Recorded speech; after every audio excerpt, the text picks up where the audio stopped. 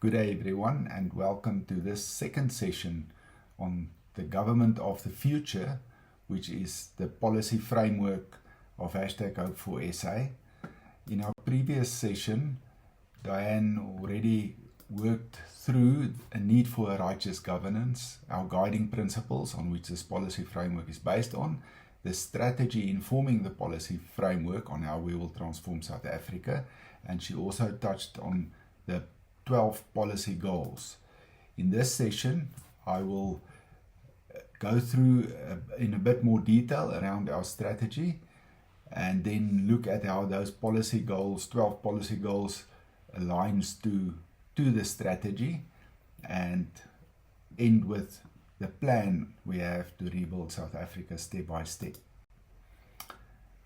So this is the 12 policy goals that we've set as part of the policy framework, and each of these 12 policy goals has got a lot more detail in terms of a policy supporting each of these policy goals that you are able to get from our website, hope4sa.org.za. You can download the short version of our policy framework from there. That being said, these 12 policy goals actually informs how we want to change the entire government of South Africa, how we intend to change it, through consolidating the current 30 plus ministries that we've got into 12 super ministries. Now these 12 super ministries are firstly goal driven from those policy goals, the 12 policy goals. So each of the 12 policy goals is then attached to a super ministry, and the sole aim of that super ministry is to pursue that goal. If we look at it in terms of structuring the ministries, if we start at governance and administration, which will be the first super ministry, that really is a value stream in an entire governmental value chain. Now the concept of a value chain is that each value stream builds on the previous value stream by adding value. And in this case, the value gets added or needs to be delivered to our citizens, which is we, the people of South Africa, taken from our constitution. You will also notice that as we work through these 12 value streams, each one resulting in a super ministry, and we add the value add to our citizens, also follows the four value statements that we formulated coming out of the preamble of our constitution, unity through healing. So the first three ministries really is all about creating that unity and actually healing not only our country but the citizens of our country. That's what they talk to. The second set of three really talks about establishing order so that we can all be free in this country. The third set of three is all about how do we take the value or the potential that's in our citizens and in our land and develop it purposefully to create that purpose through purpose from the potential that we've got. And then the fourth set of three really is more outward focusing. You'll notice the first three starts really inward focused inside the country, and then we really want to get to a point where we can become a player on the world stage. So in short, that's how the value chain works, and you'll see it's iterative. So we don't just stop there, it's a circle of continuous improvement. We will now go through each of these super ministries, see how they will, a very short summary of each in terms of how they will pursue that goal that was set for them. Looking at the first ministry, which will be called the Ministry of Governance and Administration. Their sole purpose, their sole goal will be to establish strong governance and a professional administration in this country on an ethical foundation, ensuring transparency, accountability, putting in place efficient systems, and systems include both technical systems as well as processes and procedures, forming an ecosystem that a whole governmental ecosystem, in order to reverse corruption and institutional decay, which we are experiencing today. While through doing that, we will establish a decentralized, citizen-focused administration and a continuous democracy, which is what we will work towards.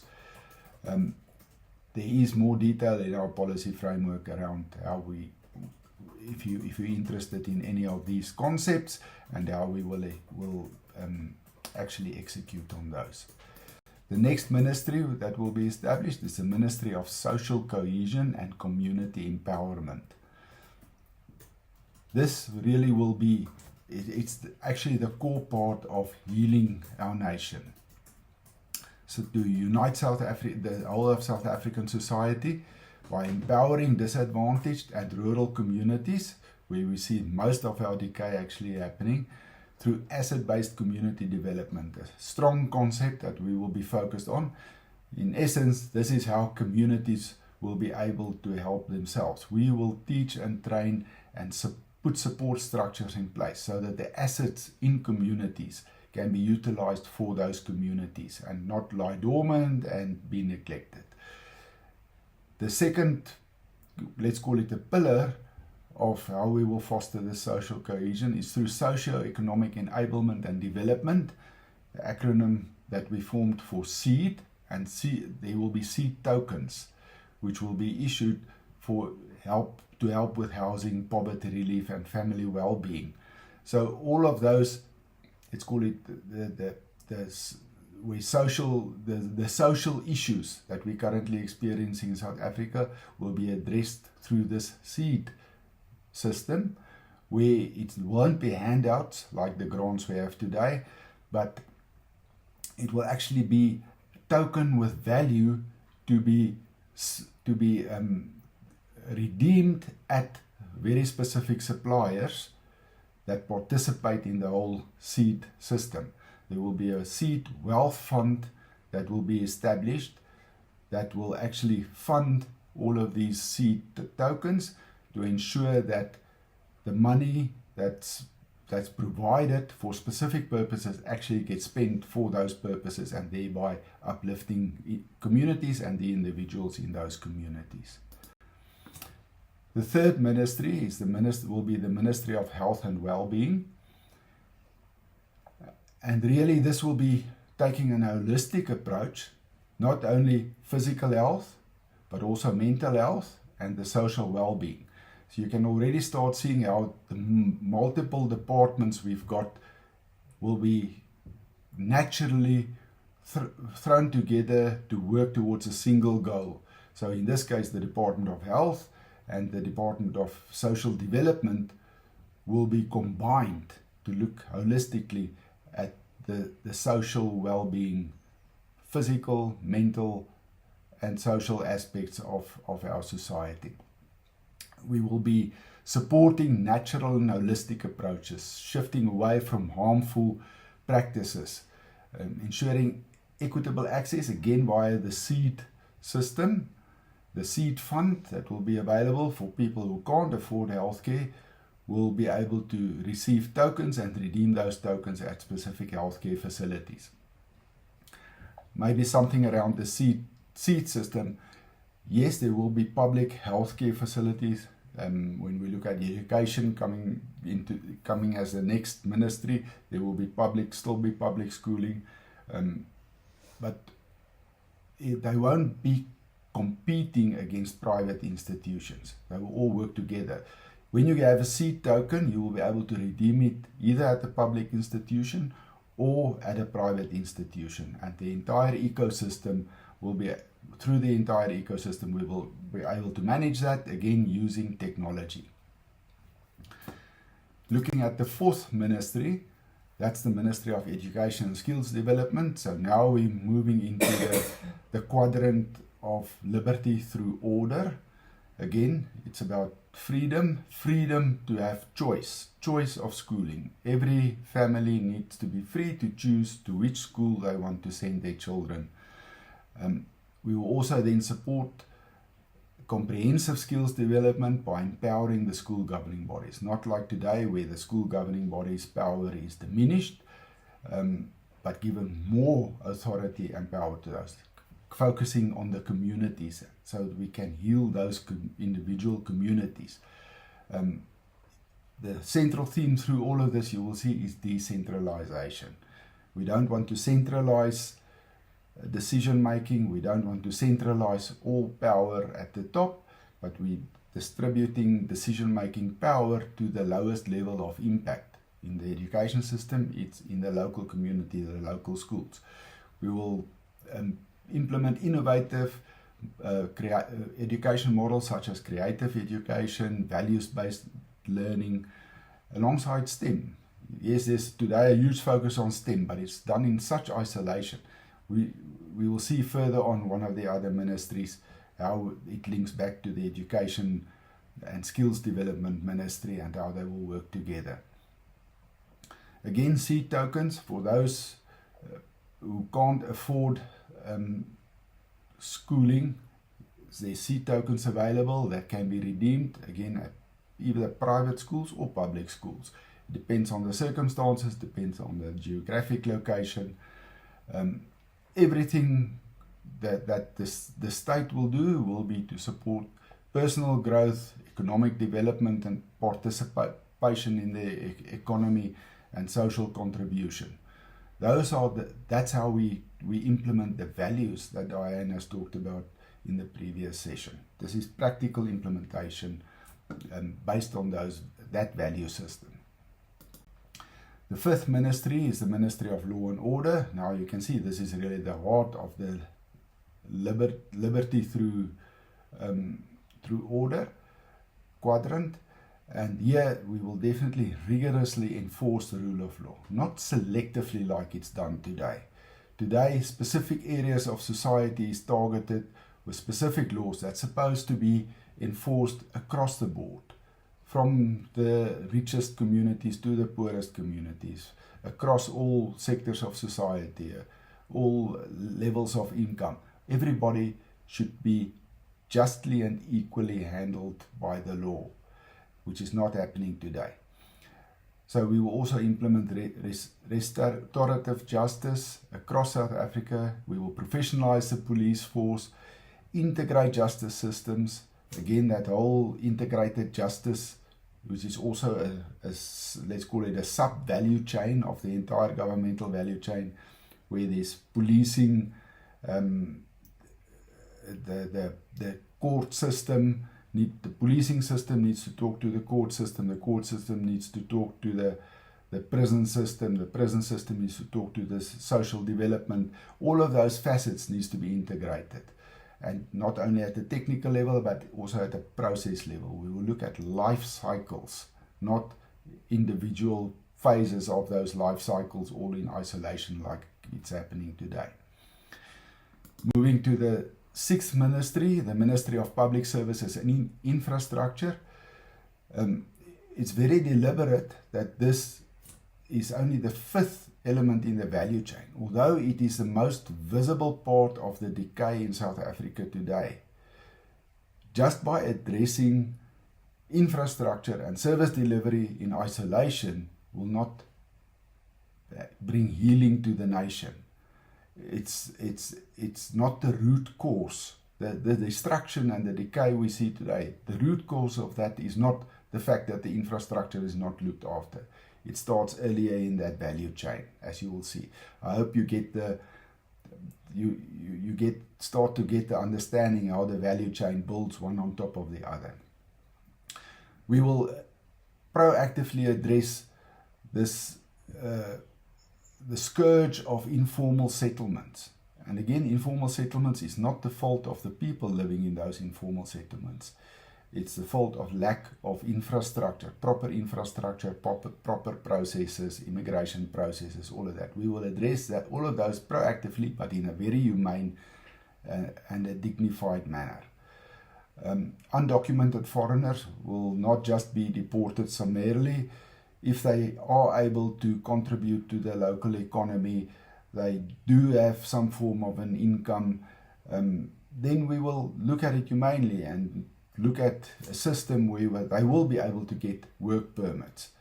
So it's not just a blanket deportation if you're an illegal foreigner, but there will be a time period connected to it, and only those that are involved in crime that don't have jobs will be sent back to their country of origin, but in a very structured process. The areas where the informal settlements are, we will look at who owns that land, can that land be repurposed, is there a need for proper housing development on those pieces of ground.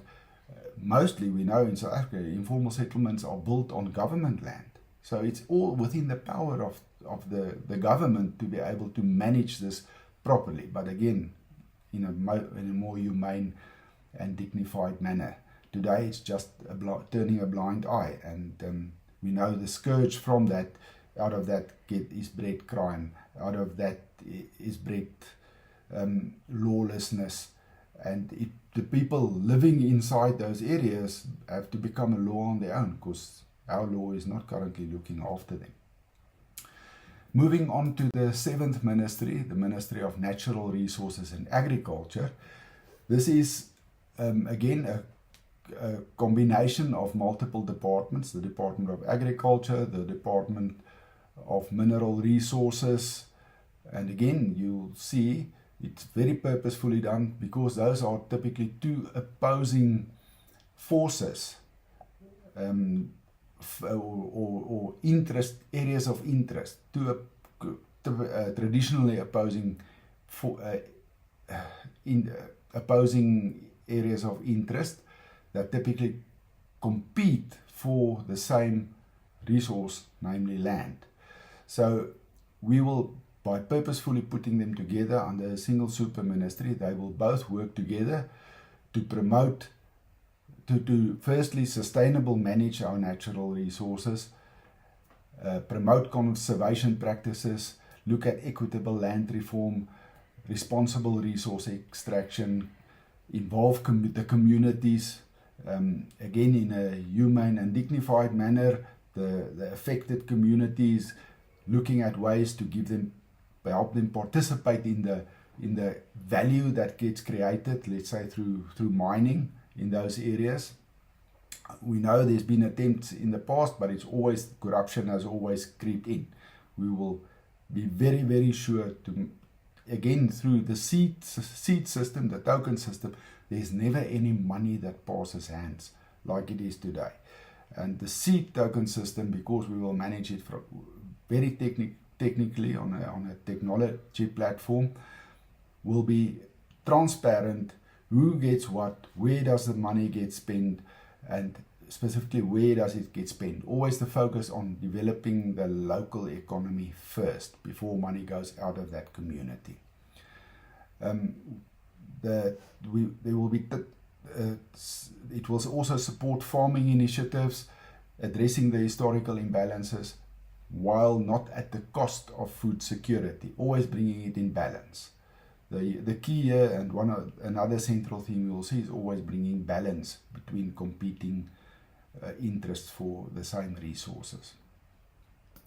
The eighth ministry is the Ministry of Energy and Environmental Stewardship, and this is, again, energy traditionally in South Africa is mostly based on carbon resources and the environment. Now, again, pollution of the environment is a problem, and today it's handled in two different departments. Here we throw both of those departments under the auspice of a single super ministry, where we bring that balance to ensure that the environment doesn't get polluted, but not at the cost of generating electricity. So we will also look at nuclear resources, pebble bed modular reactors will be revived in South Africa, because that's where it was actually developed.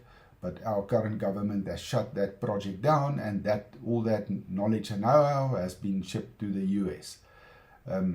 So they're getting the value of our intellectual property. In actual fact, we will bring that back. And we will also ensure that communities will be involved. We know the concept of solar farms, where communities can actually get the benefit of those, but again in a responsible manner, and not only giving handouts, communities just getting the proceeds, but they will be participating in those, the establishment of that infrastructure, and also benefit through sustainable jobs in that aspect. The ninth ministry is the Ministry of Science, Technology and Innovation. And again, you'll see as we progress in the value chain, lots of people saying, oh, but we need to invest in the innovative technologies. But unless you have all the previous value streams in place, you cannot really derive proper value from investing in this new technologies, the modern technologies. Yes, we've got a huge skills base, but that skills base needs to be upskilled. Again, talking back to the Department of Education and Skills Development, all schooling, all tertiary education will be under that department, but they will work closely with the Ministry of Science, Technology and Innovation to ensure that there's a smooth transition and the right skills gets developed, so that we can focus on those modern technologies that can really add value to this country and become an export asset that we can actually export to the rest of the world, to benefit and prosper every citizen of South Africa. The 10th ministry is the Ministry of Economic Development and Prosperity. Very key. We know the economy is key, but unless, again, you have all the other value streams properly addressed and in place, your economy is not able to grow itself sustainably. But once if we've got those in place, we can really ensure sustainable economic development, ensure shared prosperity. Again, this is not just chasing profits. This is putting people before profit. So we will put the checks and balances in place to make sure that there's not excess profit made, and where there's profit made, all the people all the participants in the value chain to get a product out where there's profit to be made will benefit from the profit. There's again a huge role for technology to play in this. The 11th ministry, now we get to security and defense, and if you can see the concept of the value chain building up in value, now we actually have something in this country of value to protect. Yes, our people needs to be protected, but the value is currently lying dormant in our people because we don't have a proper strategy in place to not only add value but also grow value by using our people. Now we need to ensure that our borders are not porous as it is today, to protect that value inside our country. We will also introduce a citizen force where communities themselves will be able to participate in, be trained up to manage disaster, to do disaster management, and then also be utilized in areas where there's, for instance, stock theft at our borders, to be deployed there and participate there. So everybody will, during peacetime, during wartime, be able to be trained up and ready for any of those situations. We will also capacitate the Defence Force with modern equipment by revitalizing Arms Corps and Denel. The 12th ministry is now really where we would be able to step onto the world stage as a world leader. And this is where we're severely lacking today. We know that our government of the day is making all the wrong noises, sending the wrong signals to on the world stage, for instance, by taking Israel to the ICJ. And partnering with the wrong partners.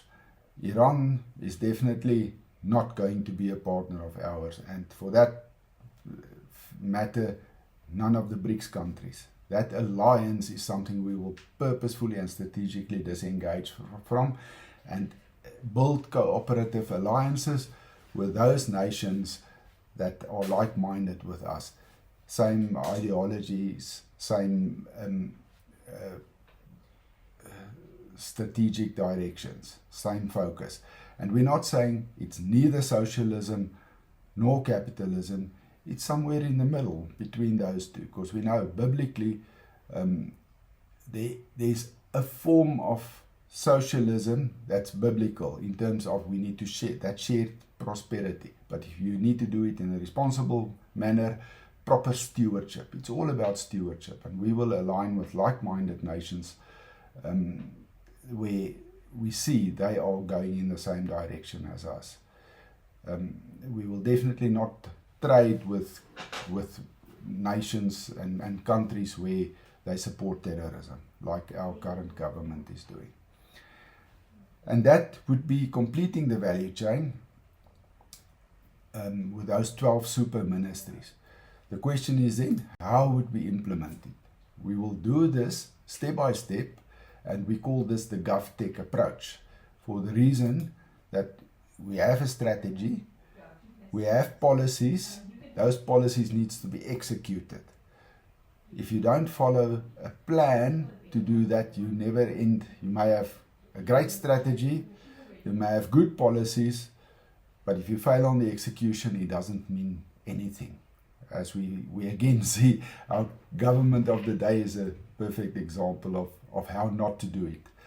So what we say is there will be a governance track that will be informed by the strategy, by our policies, and during execution we will ensure and monitor that those policies are implemented correctly. We will also have a technology track, which will be the enabler, mostly through information technology, that will enable the implementation of the governance track. So, in short, there's an assess and architect phase combining those two tracks. We will firstly evaluate the current systems. We will do a lot of assessments, design an ethical governance framework, and then implement it using technology through what we call EDGE. EDGE is then an acronym for End-to-End Digital Government Ecosystem Architecture, which will bring all the systems in government together as an entire ecosystem to work seamlessly together so that we don't have gaps. We may have good policies, but always during the implementation there's gaps, there's overlaps, there's contradicting policies, all of that. Technology will help us to ensure that there's a seamless flow. That whole governmental value chain will seamlessly flow through the entire government, work synergistically together as a whole. Then during the prioritize and plan phases, we will identify where the biggest need is, the highest impact will be achieved. Focus on those first. So prioritize is just, we're not going to just focus on addressing some of the problems. We will prioritize them and eventually address all of the problems. But the biggest problems with the highest priority will get attention first. And then that will be worked into a phased implementation plan, working together with the stakeholders addressing those issues. The manage and implement phases, during that phase we will actually establish those 12 super ministries, work through all the processes to decentralize decision making to the lowest level of impact in the governmental system. We will also deploy the EDGE, the ecosystem, the digital ecosystem for the entire government, and then roll out also electoral and fiscal reforms after we have addressed, for instance, any constitutional issues. Also during this this phase, as part of manage, we will reform the current laws that are out of line, that doesn't support this strategy and policies. So all of that will happen simultaneously. We're not going to do an entire sequential thing. We will look at it now, at how do we come back and make this an iterative cycle. During the adopt and enable phase, we will set up the community hubs, bringing that ability to focus on individual communities, creating specific solutions for those communities. We will implement the seed token program. We will promote public awareness. A lot of it is about getting buy-in from all citizens so that we can collaborate together with the citizens to implement these solutions. The last phase, evaluate and evolve. That's where we will monitor each of these policy goals and the subsequent objectives that you will see in our policy framework. For all of those, we will set up KPIs, key performance indicators, to continuously measure how well are we executing in meeting those policy goals and the objectives below them. And if necessary, we will make refinements to ensure sustained progress and adaptability. And this is where we actually, what looks like a sequential plan here actually goes back to the beginning again. It's a continuous process.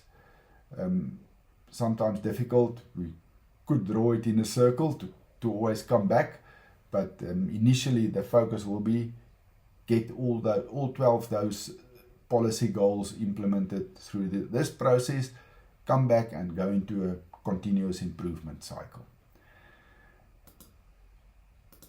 And this is basically, in a nutshell, the plan to restore South Africa, to make South Africa prosperous, and to base it all on a biblical foundational framework. I thank you very much. Again, to review our policy framework, go to our website, hopeforsa.org.za/policies. You will be able to download it from there. I thank you for your time.